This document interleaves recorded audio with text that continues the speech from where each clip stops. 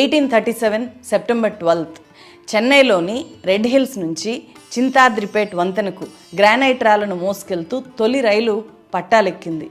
1845లో గోదావరి నది మీద ధవళేశ్వరం బ్యారేజీ కట్టడానికి, ముడిసరుకు తీసుకెళ్లడానికి గోదావరి డ్యామ్ కన్స్ట్రక్షన్ రైల్వే మార్గాన్ని సర్ ఆర్థర్ థామస్ కాటన్ ప్రారంభించారు. ఇలా ఒక ప్రాజెక్టు కోసం మొదలైన రైలు మార్గాలను ఆ ప్రాజెక్టు పూర్తవగానే అప్పట్లో ధ్వంసం చేసేసేవాళ్ళు. అంటే సరుకు రవాణా కోసం మాత్రమే మన దేశంలో మొదట రైల్వేలు ప్రారంభమయ్యాయి. ఆ తర్వాత అన్ని ప్రాంతాల మీద పట్టు నిలుపుకోవడం కోసము, సైన్యాన్ని తరలించడం కోసము British India governor general Dalhousie నేతృత్వంలో ప్యాసింజర్ రైళ్లు అనేవి మొదలయ్యాయి. 1853 ఏప్రిల్ 16న ముంబైలోని బోరీబందర్, థానే మధ్య మన దేశ మొట్టమొదటి ప్యాసింజర్ రైలు పట్టాలెక్కింది. ఇండియా మీద ప్రేమతో రైలు ప్రారంభించకపోయినా కూడా మనము డల్హౌసీని ఫాదర్ ఆఫ్ ఇండియన్ రైల్వేస్గా గౌరవిస్తున్నాం.